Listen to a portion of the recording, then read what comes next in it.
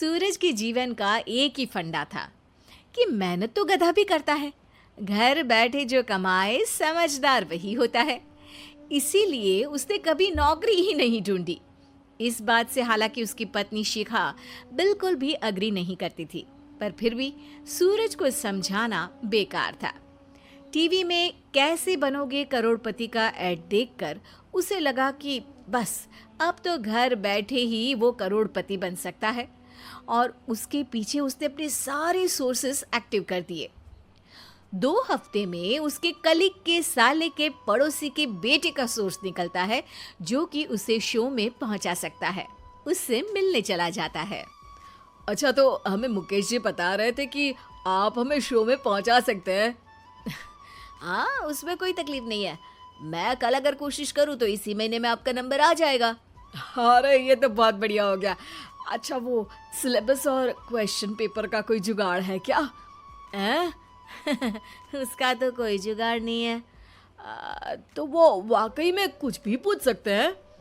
हाँ, वो तो बच्चन जी पर है, जो पढ़ते हैं वो पूछ लेते हैं।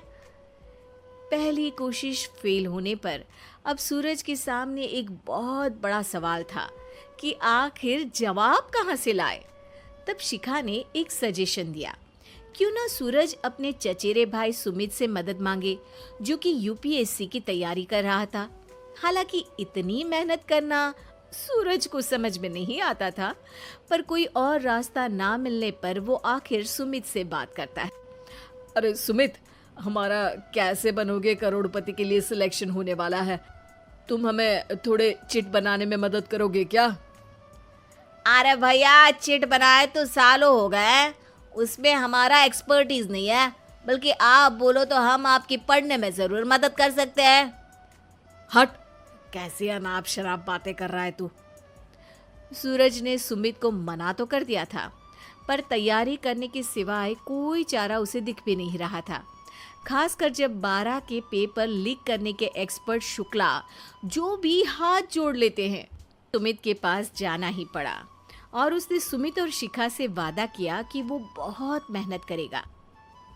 1 महीने की तैयारी के बाद फाइनल हुआ कि शो से 1 हफ्ते पहले एक ट्रायल खेला जाएगा, जहां पर सारे रिश्तेदार ऑडियंस की जगह पर होंगे और शिखा सवाल पूछेगी। दूर दराज से भी रिश्तेदार आकर हाजिर हो गए देखने कि आखिर कैसे बनेगा सुमित करोड़पति। सब कुछ सेट था और इतने में सूरज आकर अपना स्पीच देता है।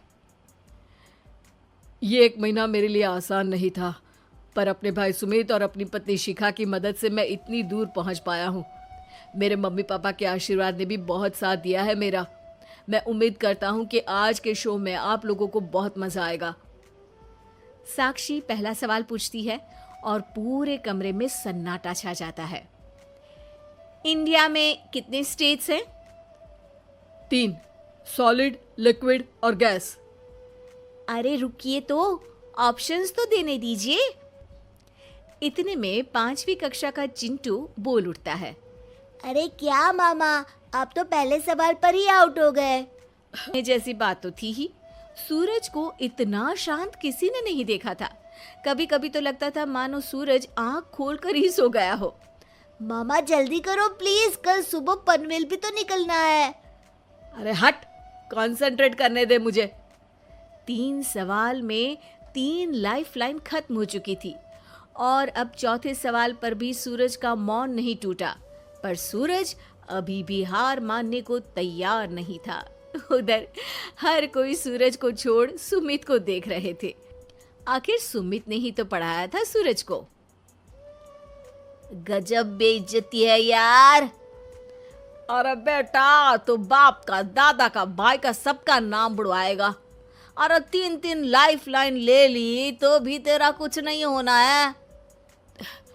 अरे कोई इतनी बात करता है क्या शो पर? अरे बेटा, शो पर तेरे जैसे भी तो नहीं आते ना।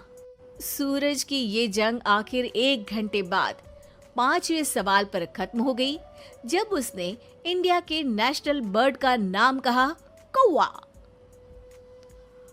अरे बेटा, मजा तो बहुत आया, बस थोड़ा टाइम पर खत्म होता तो आनंद भी आ जाता। ताने बारिश के बूंदों की तरह बरस रहे थे और सूरज को भी समझ आ रहा था कि ये करोड़पति बनना शायद उसके बस के बाहर की बात है।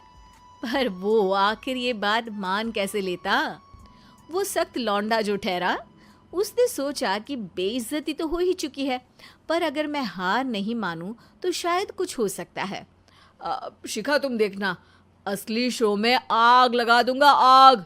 करोड़पति बनूंगा मैं। हाँ, सब्जियां खत्म हो गई है घर पे, ले आओ। पहले पति बन जाओ, फिर करोड़पति बनना। अरे अभी तो घर पर ही हुई है, 1 हफ्ते में तो तुम देश के सामने करवा कर आओगे। वैसे जब टीवी पर जाओ ना, तो बस अपने मम्मी का ही नाम लेना, ठीक है? कोई पूछे तो बोलना कि पापा नहीं है मेरे। अरे पढ़ाई की, पेपर निकलवाए, इतने सारे लोगों को खाना खिलवाया, क्या फर्क पड़ा? इसीलिए मैं कहता हूँ कि मेहनत तो गधा भी करता है, घर बैठे जो कमाए वही सिकंदर। लेकिन मामा, गधे भी जानते हैं कि हमारा राष्ट्रीय पक्षी मोर है।